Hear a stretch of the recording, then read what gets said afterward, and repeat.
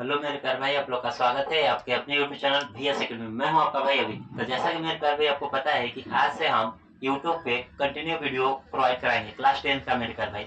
लेकिन मेरे प्यारे भाई इस वीडियो को प्रोवाइड कराने में आपका बहुत बड़ा योगदान होगा, क्योंकि मेरे प्यारे भाई हम वीडियो प्रोवाइड तो कराएंगे ही कराएंगे, लेकिन मेरे प्यारे भाई आपको इसमें समर्थन देना होगा लाइक से, कमेंट से और शेयर से।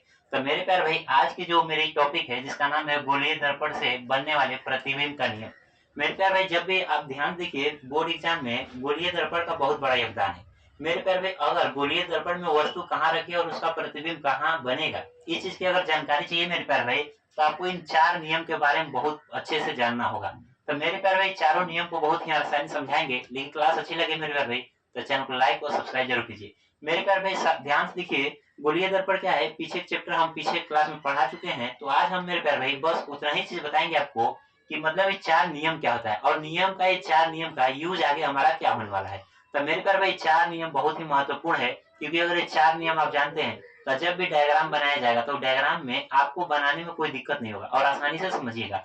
मेरे प्यारे भाई पहला नियम है कि मुख्य अक्ष के समानांतर आने वाले प्रकाश की किरणें परावर्तन के पश्चात, मेरे प्यारे भाई परावर्तन के पश्चात हमेशा फोकस से गुजरती हैं या तो गुजरती हुई प्रतीत होती हैं। मेरे प्यारे भाई गुजरती हैं तो याद रखिए अवतल दर्पण में फोकस से गुजरती है, लेकिन उत्तल दर्पण रहेगा मेरे प्यारे भाई तो फोकस से गुजरती हुई प्रतीत होती है। जैसे मेरे प्यारे भाई ध्यान देखिए सामने आपके सामने डायग्राम बना हुआ है। तो मेरे प्यारे भाई यहाँ पे हम 2 डायग्राम बनाए हैं। दोनों डायग्राम मेरे प्यारे भाई पहला जो डायग्राम है वो अवतल दर्पण है और दूसरा जो डायग्राम है वो उत्तल दर्पण है। अवतल दर्पण में क्या होता है मेरे प्यारे भाई कि जैसे मान लीजिए मुख्य अक्ष है जिसको एक्स और एक्स डैश बोलते हैं। एक्स और एक्स डैश जो है मुख्य अक्ष है। मेरे प्यारे भाई अगर कोई भी प्रकाश की किरण मुख्य अक्ष के समानांतर जाएगी, समानांतर का मतलब होता है मेरे प्यारे भाई अगर मुख्य अक्ष ऐसे क्या है तो इसके ऊपर से एक लाइन जा रही है या नीचे से जाए, समानांतर जिसके बीच अंतर क्या हो हमेशा समान हो। तो मेरे प्यारे भाई मुख्य अक्ष के समानांतर अगर कोई प्रकाश की किरण जाती है तो जहां पे मेरे प्यारे भाई यहाँ पे चिकनी सतह से टकराएगी। फिजिक्स के भाषा में मेरे प्यारे भाई उसको चिकनी सतह नहीं बोलेंगे, उसको बोलेंगे परावर्तन। परावर्तन का मतलब ही होता है प्रकाश को टकराकर मुड़ना, प्रकाश को टकराकर मुड़ना। पर देसी भाषा में मेरे प्यारे भाई उसको चिकनी सतह से टकराने के बाद जो मुड़ती है, पर फिजिक्स की भाषा में हम उसको परावर्तन बोलेंगे। तो जब प्रकाश की किरण मुख्य अक्ष के समानांतर जाती है तो परावर्तन के पश्चात जहां पे मेरे पर वे टकराएगी, परावर्तन के पश्चात सीधे फोकस पे आकर मिलती है। यानी कि जब परावर्तन होगा उसका फिर उधर से फोकस से होकर गुजरेगी। अगला स्टेप मेरे प्यार भाई अगर नीचे से कोई प्रकाश की किरण जा रही है तो यहाँ पे मेरे प्यार भाई परावर्तन के पश्चात कहाँ से लौटेगी तो बोलिएगा कि मुख्य फोकस से होकर गुजरेगी। तो मेरे प्यार भाई अवतल दर्पण में एक परिभाषा है कि अवतल दर्पण में फोकस से होकर गुजरती है, लेकिन मेरे प्यारे अगर उत्तल दर्पण रहेगा तो फोकस से होकर गुजरती नहीं है, फोकस से होकर गुजरती हुई प्रतीत होती है। जैसे मेरे प्यारे भाई जैसे ध्यान देखिए यहाँ से कोई प्रकाश की किरण, ये मुख्य अक्ष है जिसको एक्स और एक्स डैश बोलते हैं, एक्स और एक्स डैश। मेरे प्यारे मुख्य अक्ष के समानांतर अगर कोई किरण प्रकाश की अगर कोई किरण जा रही है परावर्तन के पश्चात मेरे प्यारे भाई उत्तल दर्पण में क्या होता है, उत्तल दर्पण प्रकाश की किरणों को फैलाता है, प्रकाश की किरणों को फैलाता है। तो मेरे प्यारे भाई जैसे ही परावर्तन होगा तो प्रकाश की किरण को दूर की ओर फेंकेगा। सेम कंडीशन मेरे प्यारे भाई जब प्रकाश की किरण नीचे से भी जाएगी, नीचे से भी जाएगी तो किसके समानांतर, मुख्य अक्ष के समानांतर। तब मेरे प्यारे भाई परावर्तन के पश्चात भी किरणों को बाहर फेंकेगा। ऐसे कंडीशन में मेरे प्यारे भाई उत्तल दर्पण में तो मिलेगी नहीं किरणें, तो इनको मेरे प्यारे भाई मिलाया जाता है। तो इसको क्या करेंगे मेरे प्यारे भाई, हम जो किरणें बाहर की ओर फेंका है उसी को इस एरिया में डॉट डॉट करके मिलाएंगे। तो मेरे प्यारे मिलती हुई प्रतीत होती है, तो बोलिएगा मिलती हुई प्रतीत होंगी तो ये होता है उत्तल दर्पण में, और अवतल दर्पण में मेरे प्यारे भाई रियल में मिलती हैं। तो मेरे प्यारे भाई 2 कंडीशन आपको समझ में आया होगा। तो यहाँ पे परिभाषा में वही लिखा गया है कि यानी कि मिलती हैं किसमें, अवतल में, और उत्तल में क्या होता है मिलती हुई प्रतीत होती है। तो मेरे प्यारे पहला नियम यही था। दूसरा नियम क्या है मेरे प्यारे भाई, मुख्य फोकस से जाने वाली प्रकाश की किरणें परावर्तन के पश्चात मुख्य अक्ष के समानांतर हो जाती है। इसका मतलब ये मेरे प्यारे भाई जो पहला नियम है सेम उसी का उल्टा है, यानी कि मुख्य अक्ष के समानांतर जाएगा तो परावर्तन के पास पश्चात फोकस से लौटेगा। लेकिन दूसरा नियम क्या है, अगर फोकस से गुजरेगा तो परावर्तन के पश्चात मुख्य अक्ष के समानांतर हो जाएगा। जैसे मेरे प्यारे भाई इसमें भी 2 डायग्राम बनेगा, ध्यान से देखिए मेरे प्यारे भाई। जैसे मान लेते हैं कि कोई भी एक दर्पण है, तो बोलिएगा कौन सा दर्पण है, तो बोलिएगा अवतल दर्पण है। मेरे प्यारे भाई ये बोलिएगा कि एक्स और एक्स डैश इसका नाम दे देते, बोलिएगा एक्स और एक्स डैश क्या है, तो बोलिएगा मुख्य अक्ष है। मेरे प्यारे भाई अगर कोई भी प्रकाश की किरण अगर ध्यान देखिए बोलिएगा कि फोकस से होकर गुजरती है, तो गुजरने के बाद यहाँ पे परावर्तन होगा, तो परावर्तन के पश्चात मुख्य अक्ष के समानांतर निकल जाती है। यानी मुख्य अक्ष यहाँ है, यहाँ पे नीचे से इसके समानांतर निकल जाएगी। यानी कि जब कोई प्रकाश की किरण फोकस से गुजरेगी तो परावर्तन के पश्चात मुख्य अक्ष के समानांतर हो जाएगी। तो मेरे प्यारे भाई डायग्राम में तो ऊपर से बनाए हैं, ये डायग्राम का कंडीशन नीचे से भी आप सोच सकते हैं। अगर अगर नीचे से मेरे प्यारे भाई प्रकाश की किरण अगर ऐसे जाएगी, जैसे मान लीजिए अगर इधर से आपने प्रकाश की किरण को गुजरा थी, परावर्तन के पश्चात फिर से क्या होगा, समानांतर गुजर जाएगा। तो ये कंडीशन मेरे प्यारे भाई ऊपर से हो या नीचे से हो, आपको एक ही याद रखना है कि जब कोई भी प्रकाश की किरण मुख्य फोकस से गुजरती है तो परावर्तन के पश्चात मुख्य अक्ष के समानांतर हो जाती है।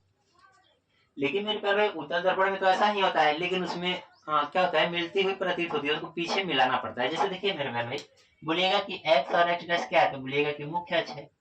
मेरे प्यारे भाई कोई भी प्रकाश की किरण फोकस पे तो जा रही थी, लेकिन यहाँ पे बीच में परावर्तन हुआ, परावर्तन के पश्चात क्या होगा, मुख्य अक्ष के समानांतर गुजर जाएगी। तो मेरे प्यारे भाई मिलती नहीं, इसको मिलाना पड़ता है, तो डॉट लाइन से हम मिलाएंगे। ये रियल में कहाँ जा रही थी, फोकस पे जा रही थी, लेकिन बीच में परावर्तन हो गया, परावर्तन के पश्चात जैसे परावर्तन हुआ तब मुख्य अक्ष के समानांतर निकल जाएगी। मेरे प्यारे भाई डायग्राम आपको समझ में थोड़ा थोड़ा हो सकता है, अगर कम है तो कोई दिक्कत नहीं है, वीडियो को 2 बार 3 बार देखना है। मेरे प्यारे भाई क्यों, क्योंकि ये वीडियो में ये 4 नियम जानना बहुत जरूरी है। खासतौर से मेरे प्यारे भाई ऊपर का 3 नियम तो बहुत जानना जरूरी है, नीचे का मान लीजिए नहीं भी जानेंगे तो कोई दिक्कत नहीं है। हालांकि नीचे का भी जानना है, क्योंकि परावर्तन का नियम हमने अभी आपको ही पढ़ा चुका है। मेरे प्यारे देखिए, अगर कहता है कि नियम नंबर 3 है कि वक्रता केंद्र सी से जाने वाली प्रकाश की किरण परावर्तन के पश्चात सी से ही गुजर जाती है। इसका मतलब भी है मेरे प्यारे भाई, जब कोई प्रकाश की किरण वक्रता केंद्र सी से होकर जाएगी तब परावर्तन होगा। परावर्तन का मतलब होता है कि दर्पण से टक्कर लेना, दर्पण से टक्कर लेगी मेरे प्यारे भाई ना, तो उसी रास्ते से क्या हो जाएगी, वापस आ जाएगी। जैसे मेरे प्यारे भाई, जैसे मान लीजिए घर में आप कभी गए हो या मूवी देखने गए हो, मान लीजिए पापा अगर वहां पहुंचे तो क्या होता है, पापा अगर मारते हैं तो जिसे रास्ते से गए हैं उसी रास्ते से वापस दौड़ते हुए भागते हैं, ऐसा होता है ना। तो मेरे ख्याल में देखिए ना कि नियम नंबर जो 3 है, कह रहा है कि अगर कोई भी प्रकाश की किरण वक्रता केंद्र से अगर जाएगी तो जा रही थी जा रही थी जा रही थी, जैसे जाते जाते जाते उसका क्या होगा, परावर्तन होगा। परावर्तन कब होगा, जब दर्पण से टकराएगी, दर्पण से टकराएगी मेरे प्यारे भाई, तब परावर्तन होगा। तो फिर रिटर्न किधर से आएगी, सी से ही आएगी, उसका कोई विकल्प नहीं है। सी से अगर गया है तो सी से ही आएगा, एक ही रास्ता है। तो मेरे प्यारे भाई ध्यान दीजिए, नियम नंबर 3 यही कह रहा है कि जब कोई प्रकाश की किरण वक्रता केंद्र सी से होकर गुजरती है तो परावर्तन के पश्चात उसी मार्ग से वापस निकल जाती है। तो बोलिएगा इसमें तो ठीक है, उत्तल दर्पण में क्या ऐसा ही है मेरे प्यारे भाई, लेकिन उसमें क्या होता है, बीच में परावर्तन हो जाता है, इसलिए हमको मिलाना पड़ता है। जैसे देखिए मेरे प्यारे भाई, बोलिएगा कोई भी दर्पण है, बोलिएगा मुख्य अक्ष है, जिसका नाम दे देते हैं एक्स और एक्स डैश देते हैं मेरे प्यारे भाई। देखिए मेरे प्यारे भाई, अगर कोई भी प्रकाश की किरण वक्रता केंद्र सी पे जाए, लेकिन जाने से पहले बीच में इसका क्या होगा, परावर्तन हो जाएगा, तो फिर इसी मार्ग से वापस लौट जाती है। तो इस किरण को मेरे प्यारे भाई डॉट लाइन से मिला देते हैं, क्योंकि रियल में किरण जा कहाँ रही थी, तो बोलेगा वक्रता केंद्र सी पे जा रही थी। वक्रता केंद्र क्या होता है मेरे प्यारे, हमने पिछले वीडियो में पूरा कंप्लीट बताया था। वक्रता केंद्र क्या होता है, रियल में ना लेंस, मतलब जो दर्पण होता है, जिस गोले का भाग होता है, उस गोले के केंद्र को क्या बोलते हैं, वक्रता केंद्र बोलते हैं। तो मेरे प्यार में लास्ट कंडीशन बच जाता है, और नियम नंबर 4 है, रूल नंबर 4 कह रहा है कि दर्पण के ध्रुव पर आने वाली प्रकाश की किरण परावर्तन के पश्चात परावर्तन के नियम का पालन करती है। इसका मतलब मेरे प्यार भाई, परावर्तन का नियम क्या था कि कोण आई बराबर कोण आई, यानी कि आपतन कोण का मान परावर्तन कोण के बराबर होता है। यहाँ पे लिख सकते हैं मेरे प्यार भाई, परावर्तन कोण के नियम का पालन करती है। यहाँ पे देखिएगा मेरे प्यार भाई, यहाँ पे लिखेंगे कि आपतन कोण, जिसको कोण आई बोल देते हैं मेरे प्यारे, कोण आई का मान परावर्तन कोण के बराबर होता है। परावर्तन कोण मेरे प्यारे अगर बोले तो बोलिएगा कि कोण आर के बराबर होता है। यहाँ पे परावर्तन का नियम का पालन करती है, यानी कि कोई भी प्रकाश की किरण अगर उसके ध्रुव पी पे जाएगी तो मेरे प्यारे भाई, जितने डिग्री पे अगर वो वहां पे ध्रुव पे पहुंचेगी उतना ही डिग्री से निकल जाती है मेरे प्यारे, ध्यान देखिए। तो मेरे प्यारे भाई 4 नियम समझ में आपको आ गया होगा। तो मेरे प्यारे ध्यान देखिए, चारों नियम को हम एक बार ये तो थ्योरी के समझ मतलब पूरा समझाने की कोशिश किए हैं। मेरे प्यारे हम हट जाते हैं, स्क्रीनशॉट ले लीजिएगा, उसके बाद हम इसको 2 मिनट के अंदर बहुत आसानी से दोबारा समझाते हैं। ध्यान देखिए मेरे प्यारे, तो मेरे प्यारे उम्मीद करते हैं स्क्रीनशॉट हो गया होगा। ध्यान देखिए मेरे प्यारे भाई, अभी क्या होता है कि ये जो भाषा के थ्रू लिखा है तो आपको लगता होगा थोड़ा सा कठिन है, तो मेरे प्यारे भाई कोई बात नहीं, दोबारा समझा देते हैं और कम से कम समय में समझा देते हैं। जैसे देखिए मेरे प्यारे, इसको मिटा देते हैं, बोर्ड पे जितना भी लिखा हुआ चीज है सब मिटा देते हैं। 4 नियम है मेरे प्यारे भाई, 4 में से 3 नियम जानना जरूरी। तो बोलिएगा मेरे प्यारे भाई, अभी तो अवतल उतल दोनों के लिए बताए हैं, तो एक का बता देते हैं, बाकी क्लास जब मेरे प्यारे कंटिन्यू होती है ना उसमें पूरा कंप्लीट कराएंगे। जैसे देखिए मेरे प्यारे, नियम नंबर 1 कह रहा है ना कि ध्यान देखिए कि पहले हमेशा एक दर्पण बनाइए और एक को क्या बनाइए, मुख्य अक्ष बनाइए, जिसका नाम होता है एक्स और एक्स एक्स। मेरे प्यारे भाई नियम नंबर 1 कहता है कि ध्यान देखिए कि कोई भी अगर किरण, मेरे प्यारे भाई इधर कहीं इसका एफ होगा, फोकस बिंदु जिसको बोलेंगे, यहाँ पे मेरे प्यारे भाई सी होगा, वक्रता केंद्र।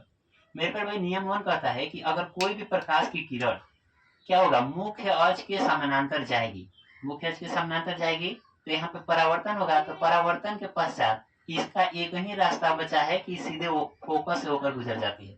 यानी कि कोई भी किरणें मेरे प्यारे भाई मुख्य अक्ष के समानांतर, अगर ऊपर से समानांतर मेरे प्यारे समझ रहे हैं ना, जैसे देखिए एक अगर सीधा लाइन है ना, दूसरा भी सीधा हो, इसी को समानांतर बोलते हैं। मुख्य अक्ष सीधा लाइन है ना, तब किरण भी सीधा ही लाइन बनाए, उसको समानांतर बोलते हैं। तो मेरे प्यारे जो जब कोई प्रकाश की किरण समानांतर जाती है, किसके समानांतर, मुख्य अक्ष के समानांतर, तो परावर्तन के पश्चात कहाँ से लौटेगी, फोकस से। हो सकता है मेरे प्यारे प्रकाश किरण नीचे जाए, कोई फर्क नहीं पड़ेगा, यहाँ परावर्तन होगा, ये हमेशा कहाँ से लौटेगी, फोकस से लौटेगी। मेरे प्यारे अवतल में तो लौटेगी, उत्तल में लौटती हुई प्रतीत होगी, आपको मिलाना पड़ेगा, वहां पे डायग्राम बना हुआ है मेरे प्यारे। नियम नंबर 2 कहता है मेरे प्यारे भाई, जैसे मान लेते हैं मुख्य अक्ष है, यहाँ पे मेरे प्यारे मान लेते हैं क्या है, तो बोलिएगा कि दर्पण है। आप ध्यान से देखिए मेरे प्यारे भाई, बोलिएगा कि दर्पण है, इधर मान लीजिए कहीं इसका फोकस होगा, इधर कहीं वक्रता केंद्र सी होगा। नियम नंबर 2 कहता है मेरे प्यारे भाई, अगर कोई प्रकाश की किरण एफ से गुजरे, कहाँ से गुजरे, एफ से, तो मेरे प्यारे भाई एफ से गुजरेगी, तो यहाँ पे परावर्तन होगा, परावर्तन के पश्चात मुख्य अक्ष के समानांतर, मुख्य अक्ष तो सीधा सीधा है, तो ये भी सीधा सीधा ऐसे निकल जाएगा। मेरे पर ध्यान देखिए, यानी कि जब कोई प्रकाश की किरण, जब कोई प्रकाश की किरण फोकस से गुजरती है, तो परावर्तन के पश्चात मेरे प्यारे मुख्य अक्ष के समानांतर हो जाती है। तो मेरे प्यारे भाई अभी जो हमने डायग्राम बनाया, वो क्या, प्रकाश की किरण तो ऊपर से आ रही थी, आपके दिमाग में होगा कि क्या ऊपर से ही सब हो, नहीं मेरे प्यारे भाई नीचे से भी जा सकता है। जैसे हम कर रहे हैं, जैसे मान लीजिए आपका दिमाग में आ रहा होगा कि जब कोई प्रकाश की किरण नीचे से जाए तो कोई दिक्कत नहीं है, नीचे से भेजिए। जब कोई प्रकाश की किरण, जब कोई प्रकाश की किरण फोकस से गुजरेगी, तो मेरे पर यहाँ पे टच हुआ, तो मतलब वहां पे परावर्तन हुआ, परावर्तन के पश्चात क्या होगा, मुख्य अक्ष के समानांतर निकल जाएगा, इधर निकल जाएगा। तो मेरे पर ध्यान देखिए, तो डायग्राम चाहे किरण नीचे से गुजरे चाहे ऊपर से गुजरे, कोई फर्क नहीं पड़ता है। मेरे प्यारे नियम नंबर 3 कहता है, इतना पहला नियम था, दूसरा नियम था, नियम नंबर जो तीसरा है मेरे प्यारे यहाँ पे समझा देते हैं। तीसरा नियम जो है मेरे प्यारे भाई, अगर कह रहा है कि कोई भी प्रकाश की किरण अगर वक्रता केंद्र सी से होकर गुजरेगी, मेरे प्यारे भाई जब जिसे मान लेते हैं यहाँ पे कहीं फोकस होगा इसका, यहाँ पे मेरे प्यारे भाई वक्रता केंद्र होगा, तो कहने का मतलब ये है कि जब कोई प्रकाश की किरण वक्रता केंद्र सी से होकर गुजरती है, तो परावर्तन के पश्चात उसी मार्ग से वापस लौट जाती है। जैसे मेरे प्यारे भाई ध्यान से समझिए, जैसे मान लेते हैं कोई प्रकाश की किरण इससे आई, इधर से गुजर रही है, सी से होकर गुजर रही है, तो यहाँ पे मेरे प्यारे भाई यहाँ पे जैसे टच होगा, मतलब दर्पण में टच होगा, तो वहां पे परावर्तन होगा, परावर्तन मतलब प्रकाश वहां से घूम जाएगा। तो मेरे प्यारे भाई जिस मार्ग से गई थी, इसका कोई विकल्प नहीं है, उसी मार्ग से ही निकल जाना है। तो यानी कहने का मतलब सी से गई थी तो सी से ही निकल जाएगी। मेरे प्यारे भाई नियम नंबर, अच्छा दिमाग में आ रहा होगा कि नीचे से भी, तो ऊपर से प्रकाश की किरण जब आया है, नीचे से नहीं जा सकता है, नीचे से भी जा सकता है। आपके दिमाग में आ रहा होगा, तो इसे बुझा दीजिए, नीचे से जैसे मान लीजिए कोई प्रकाश किरण गया, यहाँ पे परावर्तन होगा, तो मेरे प्यारे भाई तब भी जिस मार्ग से गया था उसी मार्ग से लौट जाएगा।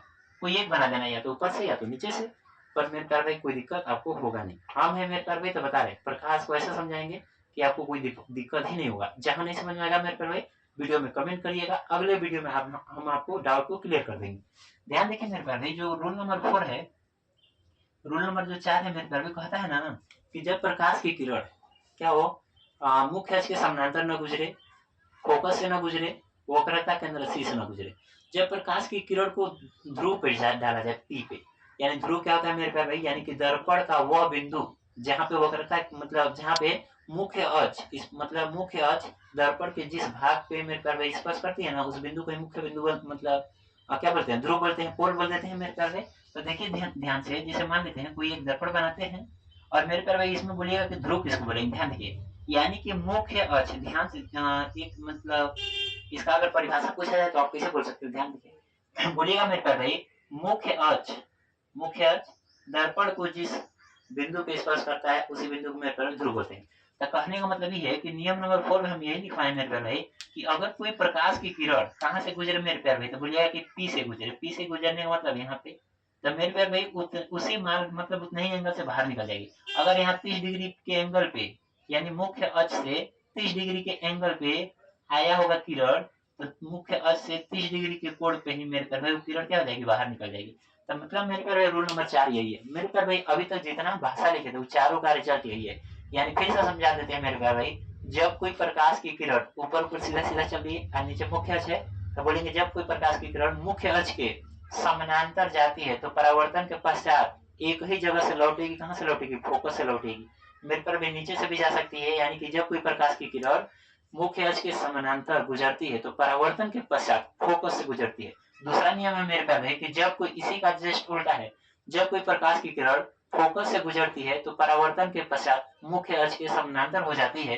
तीसरा है मेरे पास भाई, जब कोई प्रकाश की किरण वक्रता केंद्र रस्सी से गुजरती है तो परावर्तन के पश्चात भी उसी मार्ग से वापस लौट जाती है, यानी सी से ही वापस लौट जाती है।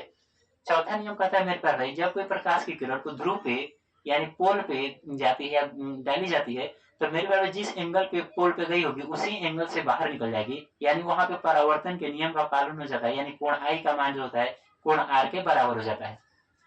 ये चार चीज समझने के बाद मेरे प्यार भाई, हम बता रहे हैं मेरे प्यार भाई कि अवतल दर्पण में 6 कंडीशन बनेगा, उत्तल में भी 2 कंडीशन बनेगा। लेकिन मेरे प्यार हम इतनी आसानी से आपको समझाएंगे कि कोई भी डाउट नहीं आएगा। लेकिन मेरे प्यार क्लास अच्छी लगे तो चैनल को लाइक और सब्सक्राइब जरूर कीजिएगा। मिलते हैं अगले वीडियो में। जय हिंद, धन्यवाद। लेकिन मेरे प्यार पहले, उसके पहले एक थोड़ा सा शायरी बोल देते हैं, जैसे ध्यान देखिए। कहने का मतलब मेरे प्यार फिजिक्स जो प्रकाश है, काफी इसमें मतलब आपको कंफ्यूजन होगा, कब किसको प्लस लेना है, कब किसको माइनस लेना है। लेकिन मेरे बारे में इस कंफ्यूजन को हम बहुत आसानी से क्लियर करते जाएंगे और आपको कंफ्यूजन आने भी नहीं देंगे। जैसे मेरे पर भाई एक व्यक्ति था जिसने कहा, कभी जैसे मेरे पर भाई उन्होंने एक शायर लिखा, जैसे मैंने उसको इतना देखा जितना देखा जा सकता था, मैंने उसको इतना देखा जितना देखा जा सकता था, मगर अफसोस इन दो नग्न आंखों से कितना देखा जा सकता था। तो मेरे पर भाई फिजिक्स में भी वही कहानी है कि आप सोचते हैं कि 2 आंख से कितना देख सकते हैं। मेरे पर फिजिक्स को जितना दिखेगा उतना ही कम है। लेकिन मेरे पहले हम बताएंगे 2 आंखों से हम कोशिश करेंगे कि आपको बहुत से बहुत चीज दिखा दे। मेरे पहले मिलते हैं अगले वीडियो में। जय हिंद, धन्यवाद।